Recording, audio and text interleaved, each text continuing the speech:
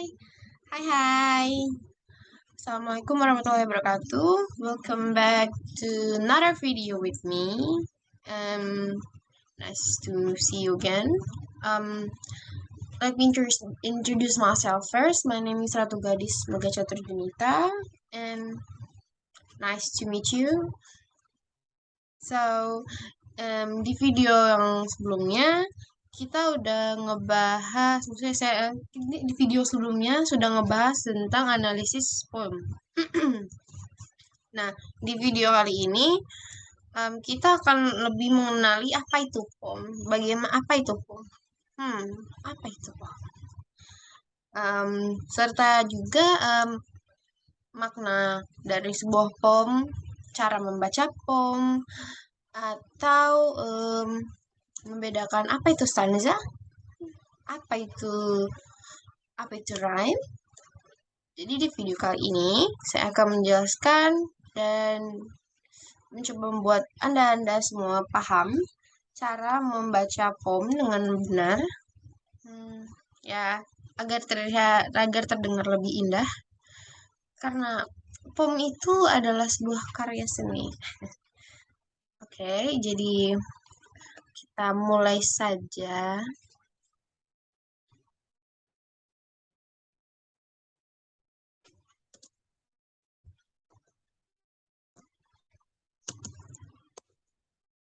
Learning poem. Sebelum kita membahas lebih lanjut, kita harus tahu apa itu poem. Apa itu poetry? Apa itu maksudnya dari poetry? Poem itu apa? So, poetry atau puisi dan poem adalah sajak. Adalah bentuk karya kesusastraan dalam pembelajaran berbagai bahasa yang memiliki nilai seni yang menarik peminat membaca. Potri atau puisi adalah bentuk seni tertulis yang mengandung bahasa dengan estetika berkualitas dan memiliki arti mendalam. Potri bisa jadi merupakan curahan hati seorang penulis dan dituliskan dalam kata-kata yang indah. Kata-kata indah dan bermakna. Potri dapat berisi satu kata atau satu kata atau suku kata yang terus diulang-ulang. Sedangkan poem atau sajak hampir sama dengan potri, hanya saja bentuk penyajiannya dalam baris yang teratur dan berkait. Sajak mementingkan keselarasan bunyi, bahasa, dan kesepadanan bunyi. Perbedaan poem dan potri hanya pada bentuknya. Jadi poem sama potri itu bedanya cuma bentuk. Bedanya itu ada di bentuknya. Perbedaannya itu selain itu jika disimpulkan dari kamus Cambridge tersebut, poem lebih tepat dialihbahasakan menjadi sajak, dialihbahasakan menjadi sajak, sedangkan potri dialihbahasakan menjadi puisi. Potri merujuk pada bentuk tulisan yang berupa puisi. Sedangkan poem lebih berbicara pada gaya bahasa atau suatu bentuk karya sastra.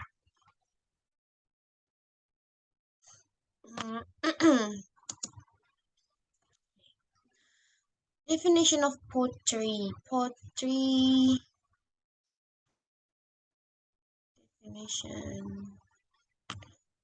literature that often a contract imagery effectiveness of experience of or a specific emotional response. Thought language shows an arrange for its meaning, sound, and rhyme. Pengertian puisi berdasarkan Kamus Besar Bahasa Indonesia atau KBBI, pengertian puisi atau sajak adalah jenis sastra dengan bahasa yang terkait oleh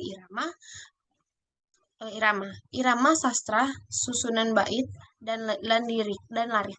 Puisi mampu mengungkapkan emosi maupun pengalaman penulis yang berkesan kemudian dituangkan dalam gaya bahasa yang berrima sehingga semakin menarik untuk dibaca oleh para pembaca. Sedangkan sebagian dari kalian mungkin sudah pernah mendengar puisi, membaca, atau bahkan menulis puisi. Puisi sendiri pada umumnya dapat menjadi bentuk ekspresi kita, baik ketika kita untuk mengungkapkan, menuangkan emosi yang ingin kita rasakan atau saat mengagumi sebuah objek. Secara umum, puisi bisa diartikan sebagai bentuk karya sastra yang memiliki aturan irama dan penyusunan bait serta baris. Dengan pemilihan kata yang cermat, arti dari kata-kata yang digunakan dalam karya sastra ini akan sedikit berbeda dari kata-kata yang digunakan sehari-hari. Jadi perbedaan puisi dengan kata-kata sehari-hari itu makna atau pilihan kata yang terdengar bisa lebih indah. Karena memang tujuannya puisi itu agar terdengar indah. Hal yang sama berlaku ketika kita membaca.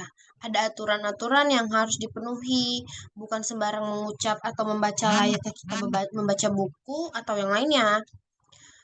Jadi cara membaca puisi itu berbeda saat kita membaca buku teks atau membaca novel, itu sangat berbeda ya. Kesalahan yang sering terjadi dilakukan dalam membaca puisi adalah membaca seperti berbicara atau membaca seperti cerita atau membaca seperti cerita biasa, kurang menjiwai isi puisi, tidak menunjukkan tekanan suara yang sesuai dengan isi puisi, serta tak cukup percaya diri saat membacanya. Nah, agar pesan yang ada dalam puisi dapat tersampaikan secara keseluruhan dan maksimal, maka kita harus memperhatikan empat aspek. Empat aspek yang harus kita perhatikan nih saat membaca puisi. Di antaranya ekspresi, lafal, tekanan, intonasi. Expression, pressure, memorization, intonation. Ekspresi,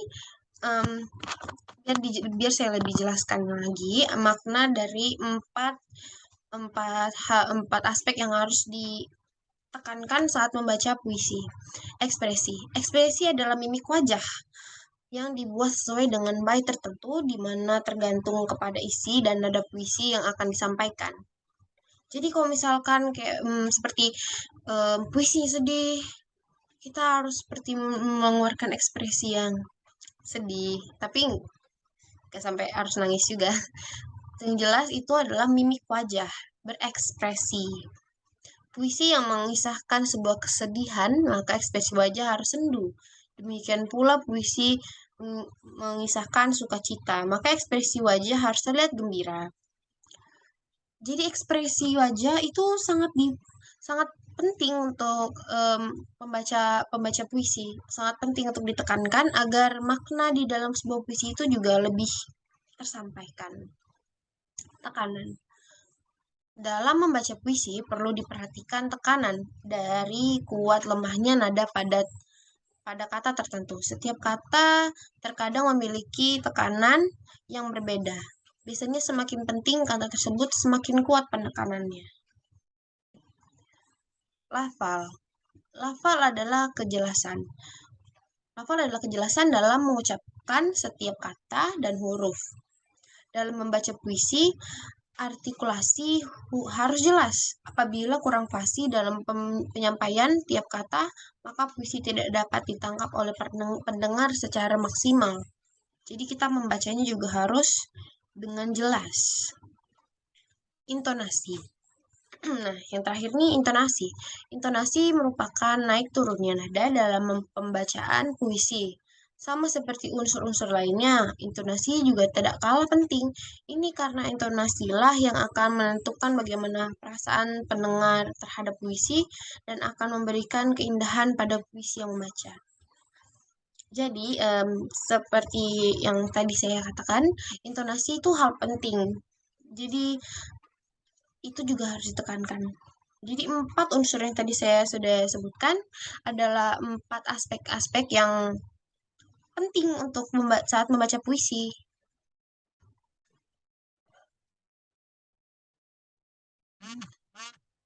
Alasannya puisi dibuat dengan tujuan dibuatnya puisi adalah menyampaikan isi hati sang penyair yang sulit diungkapkan secara langsung.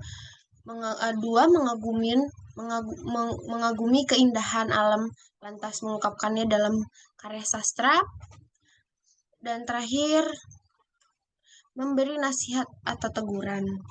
Puisi tidak semuanya tentang romantis, tapi juga bisa tentang seorang penulis yang mengagumi sebuah pemandangan mungkin, atau ya banyak hal.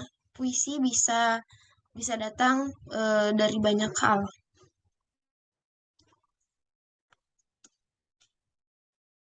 Rhyme. Rhyme atau ritme atau rhyme atau irama. Rhyme, ritme atau irama dari bahasa Yunani rhythmos, suatu ukuran gerakan yang simetris.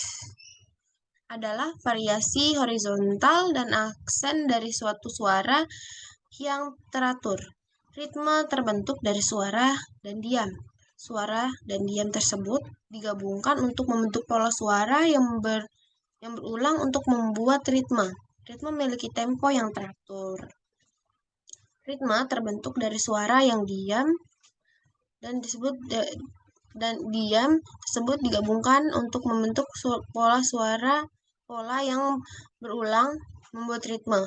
Ritme memiliki tempo yang teratur, tetapi dapat memiliki bermacam-macam jenis. Beberapa ketukan lebih kuat, lebih lama, lebih pendek, atau lebih pelan dari lainnya. Dalam sebuah musik, seorang komposer dapat menggunakan banyak ritme berbeda. Nah, sama halnya dengan puisi, ada beberapa jenis-jenis ritme. Ada beberapa jenis-jenis ritme yang perlu diketahui untuk dapat mengikuti aturannya dengan tepat. Dengan demikian, sajak yang Anda buat dan mengikuti aturan tertentu sehingga susunan kata akan lebih indah. Perfect rhyme. Bentuk klasik rima di mana pengucapan dan tulisan kata sangat cocok dan prima dengan sempurna. Maksudnya itu kayak di belakang puisinya itu penyebutannya dan tulisannya sama. Baris pertama dan baris kedua.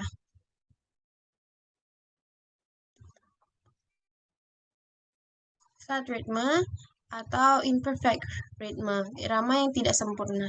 Jenis ritme ini memiliki pengucapan yang mirip dengan penulisannya yang berbeda. Umumnya karena ada persamaan pengucapan konsonan dan vokal. Jadi kalau misalkan yang pertama tadi tulisan dan penyebutannya baris 1 dan baris 2 sama, sedangkan yang kedua baris pertama dan baris kedua memiliki tulisan berbeda, namun penyebutannya mirip atau senada. Indical rhyme, ketika ada dua kata yang identik dipakai dalam puisi. Internal rhyme, bentuk irama dalam satu kalimat. Light rhyme, irama yang ringan. Dalam puisi ada kata yang ditekankan dan satunya lagi tidak. Macronic rhyme, situasi di mana kata yang mirip bukan dalam bahasa Inggris. Precious line rhyme, persamaan nada untuk salah satu suku kata. Rich rhyme, kata yang diucapkan sama walaupun tulisannya berbeda. Syllabic rhyme, sajak yang memiliki suku kata yang sama. Selain rhyme juga ada stanza. Stanza atau dalam bahasa Italia, stanza berarti ruangan. Dalam bahasa Italia, stanza berarti ruangan. Dalam puisi adalah rangkaian baris yang dikelompokkan di dalam sebuah sajak. Biasanya dari stanza lain dengan baris kosong atau identitasi stanza dapat berubah berupa sajak dan segma metrik teratur, walaupun stanza tidak diharuskan untuk mengandung keduanya. Ada banyak bentuk stanza yang unik. Ada beberapa bentuk stanza yang sederhana seperti kuartian, bentuk lebih kompleks seperti stanza Spenserian, sajak bait tetap seperti sestina dapat didefinisikan dari jumlah dan bentuk stanzanya. Istilah stanza mirip dengan stop bait. Meskipun stop kadang-kadang merujuk pada rangkaian baris yang tidak beraturan, kebalikannya dari stanza berirama yang beraturan. Nah, di pembahasan kali ini saya akan memberikan contoh puisi yang dijadikan sebagai contoh. Seperti nanti yang saya bilang sebelumnya, makna dari sebuah puisi, stanza, rhyme-nya. Kita mengambil contoh dari puisi ini. Ini adalah salah satu puisi kesukaan saya.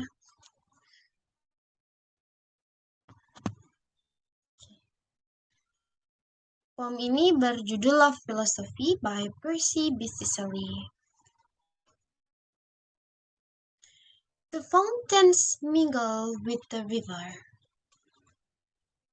and the river with the ocean. The winds of heaven mix forever with the sweet emotion.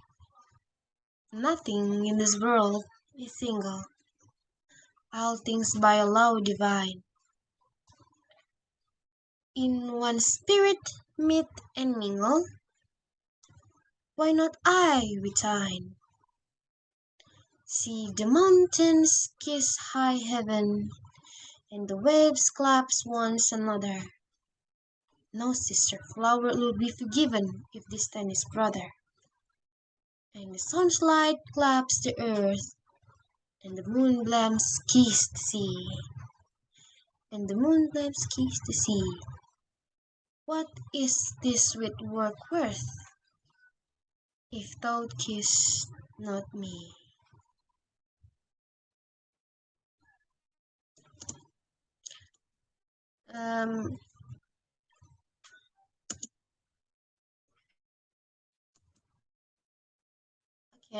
Jadi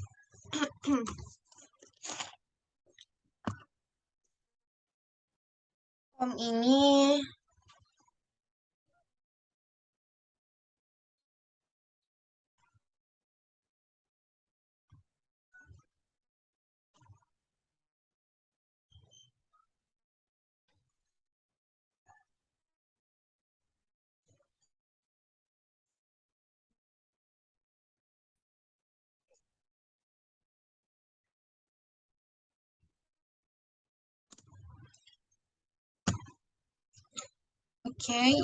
saya akan menjelaskan meaning line by line-nya. Line 1 dan line 2.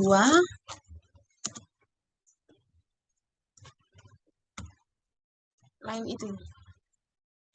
Line 1 dan line 2. Nature imagery conveying the idea that the pair being together is natural. It's also referred that speaker deep inscribed that feeling of isolation. He feels he's the only thing in the world not have a partner. Line 3 dan line 4. Imagery of heaven, of the scenes that their love is blissful.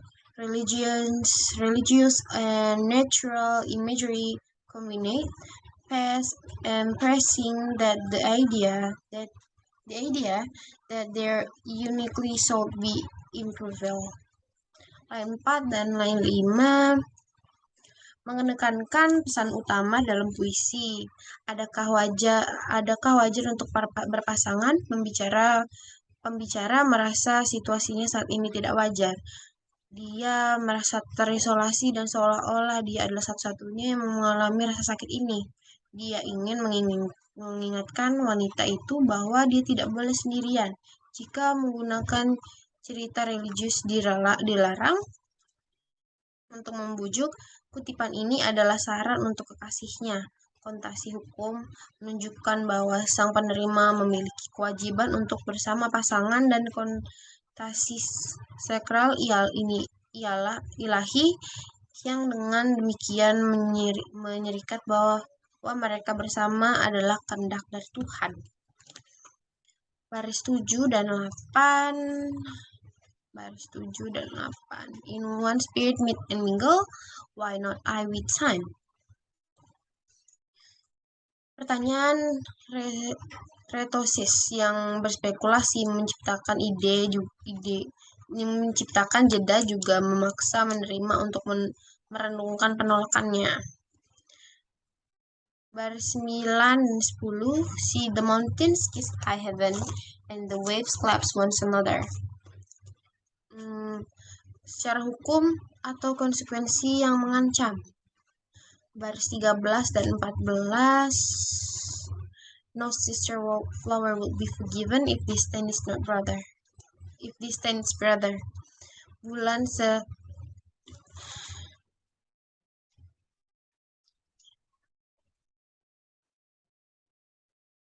seringkali bisa menjadi simbol keadilan. Sinar matahari bisa menjadi simbol harapan.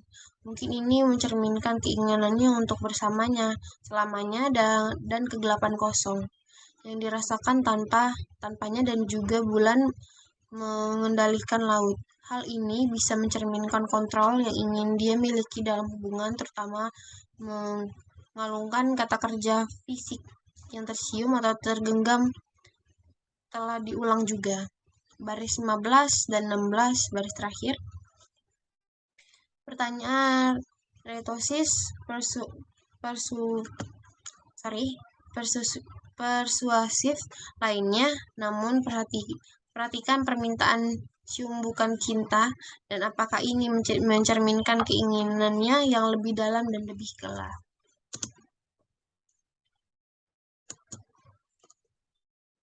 Nah, stanza yang tadi sebelumnya saya sudah menjelaskan artinya, itu adalah baris. Ini stanza, ini rhyme atau bentuk. Ini kenapa bisa AB-AB? Karena the fountains mingle with the river, dan the winds of heaven mix forever memiliki penyebutan di akhir yang terdengar hampir mirip atau hampir sama. Sama juga dengan yang B, yang the river with the ocean, with the sweet emotion, ocean and emotion, single and mingle, divine, time, terdengar mirip. Sama halnya yang baris kedua ini, see the mountains kiss high heaven, dan forgiven, heaven and forgiven memiliki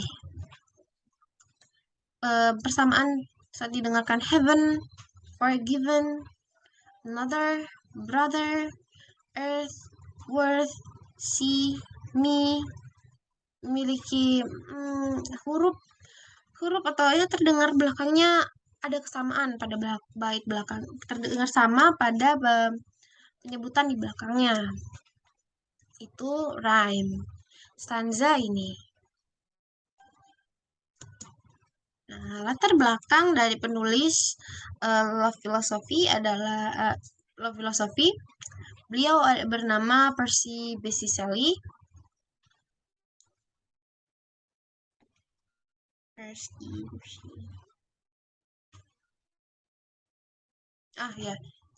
Sebelumnya, struktur dan bentuk Love Philosophy oleh Percy Bysshe Shelley adalah puisi 2 bait yang mengikuti skema sajak sederhana. Seperti yang sudah ada di sini, ABAB, CD. Pola ini konsisten, hanya terdiri dari rima sempurna atau penuh. Meternya sedikit lebih rumit. Sebagian besar baris ditulis dalam transmeter rhotic, tetapi tidak mempertahankan strukturnya. ini seluruh puisi. Misalnya baris pembuka puisi memiliki suku kata ekstra tanpa tekanan di awal. Hal ini dapat dikontrakkan dalam baris berikutnya yang dalam termometer atau trik sempurna. Trik termometer itu ritme. Saya tidak membahas itu, saya hanya membahas stanza dan rhyme, tapi itu juga salah satu hal yang penting. Oke, lanjut. Latar belakang Percy Bysshe Shelley. Beliau lahir pada 4 Agustus 1792 dan meninggal dunia pada 8 Juli 1822. Beliau adalah salah satu penyair romantis terpenting Inggris dan dianggap sebagai salah satu penyair liris Inggris terbaik. Dia terkenal karena kaitan dengan John Keats dan Lauren Brown. Mary Shelley, seorang novelis, adalah istri keduanya.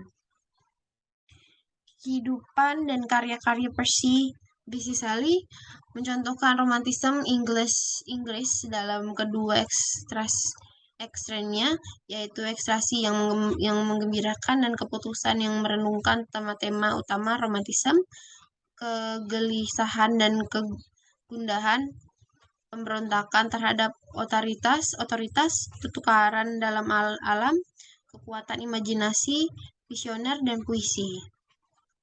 Pengerjaan cinta dan ideal dan semangat lahir yang selalu mencari kebebasan.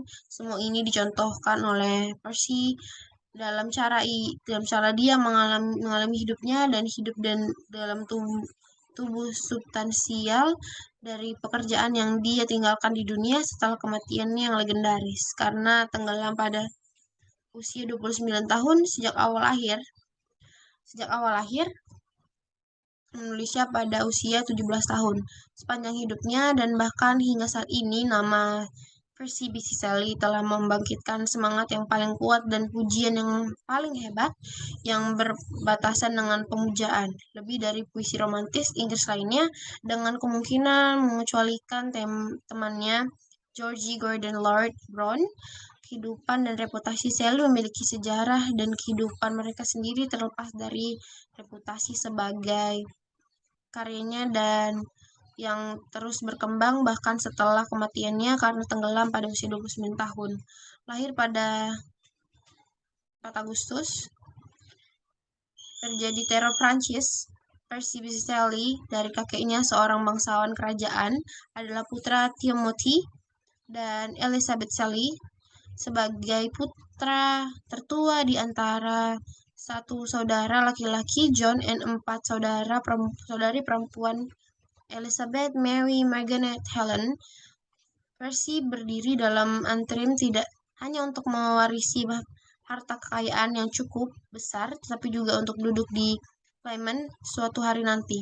Dalam posisinya sebagai anak laki-laki tertua, Percy muda dicintai dan dikagumi oleh saudara-saudara perempuannya, orang tuanya, bahkan para pelayan di awal pemerintahannya sebagai penguasa muda di Felt Palace, rumah keluarga dekat Horsham Sussex. Dengan ceria dan imajinatif, ia merancang permainan untuk dimainkan bersama saudara-saudara perempuannya dan menceritakan kisah-kisah hantu kepada para penonton yang terpesona dan ingin menjadi senang. Ketika Shelley masuk ke Universitas College Oxford pada tahun 1810, ia sudah menjadi penulis yang diterbitkan dan pembaca yang rakus dengan minat intelektual yang jauh di luar ucapan kurikulum yang ditentukan. Timothy Shelley yang bangga dengan putranya dan ingin memanjakan minatnya yang tampak tidak berbahaya dan dengan dalam sastra, tidak dapat meremehkan kemana arahnya ketika ia membawa Shelley ke penjual buku seller dan Monday dan menginstruksikan mereka sebagai berikutnya. Putra di sini memiliki bakat sastra. Dia sudah menjadi seorang penulis dan Janganlah memanjakannya dalam kegilaan pencetakannya. Memang keputusan Sally dan Hong untuk mempubliskan Necessity of Etsem karya Sally bersama dengan pengiriman salinannya ke para Dogs Oven yang konversif tampaknya lebih diperhitungkan untuk memusuhi otoritas daripada membujuk dengan argumen rasional.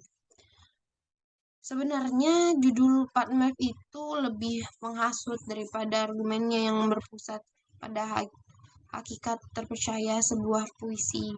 Sally dapatkan dari filosofi ke Pastim, John Locke, dan David Hume. Kepercayaan tidak dapat berasal dari tindakan kehendak sukarela. Bahkan pembuktian untuk percaya hanya dapat ditemukan dalam 3 sumber, indera akal, kesaksian. Namun demikian, otoritas of fact bertindak cepat dan tugas mengeluarkan Sally dan Hong pada bulan Maret 1811. Keduanya mungkin dapat dipulihkan kembali dengan campur tangan ayah Sally, tetapi mereka harus mengingkari platform yang menyatakan diri mereka sebagai orang Kristen. Tuan Sally bersikeras pada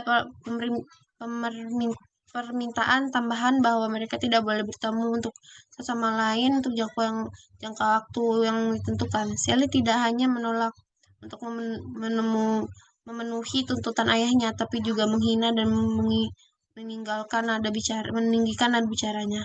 Hasilnya adalah perpisahan total antara Sally dan ayahnya yang menyebabkan kesulitan keuangan bagi Sally setidaknya sampai di dewasa. 2 tahun kemudian, jadi di awal kehidupannya, Sally menunjukkan identitasnya dengan kesediaannya untuk mengorbankan kekayaan dan keamanan pribadinya.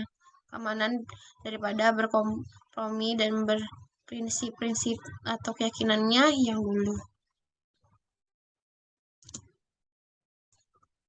So, dari yang sudah saya jelaskan tadi, apakah kalian mengerti?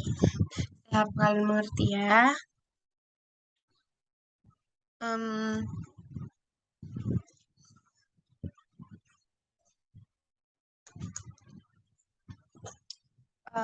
Oke, saya akan mengulang sedikit saja.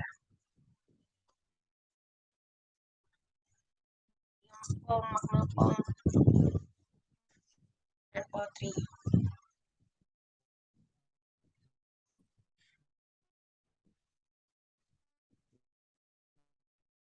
Potri atau puisi adalah bentuk seni tertulis yang mengandung bahasa estetika berkualitas dan memiliki arti pendalam.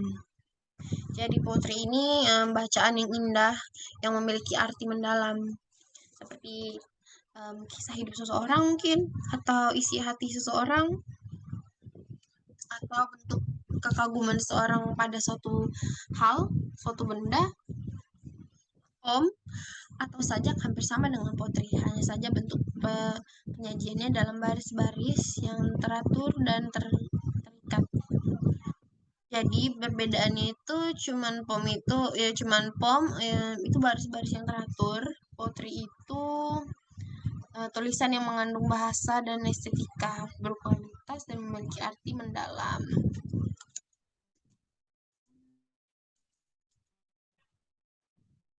Kalian bisa mencoba seperti mencari rhyme-nya, menentukan berapa stanza.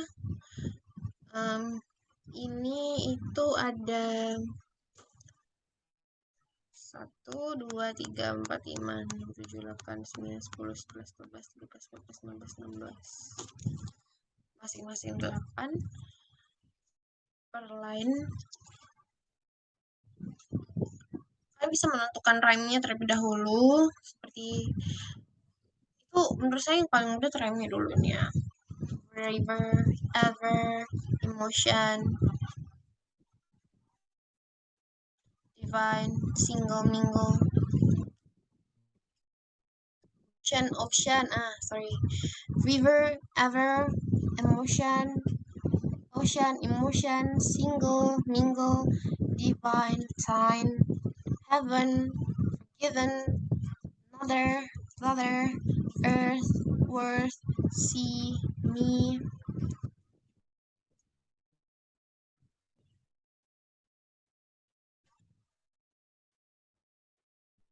Okay,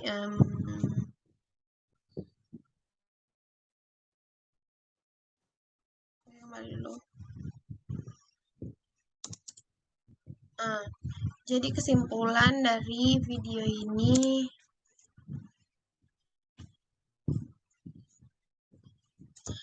adalah POM itu membutuhkan tekanan.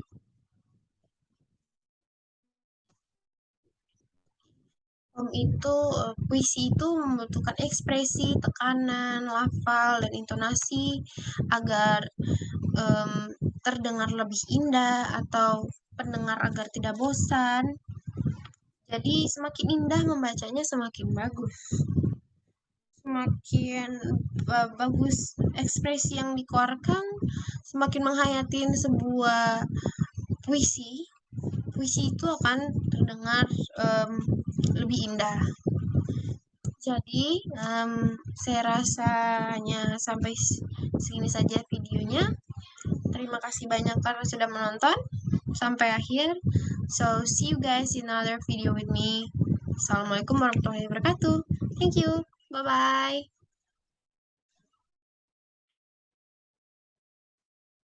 Bye.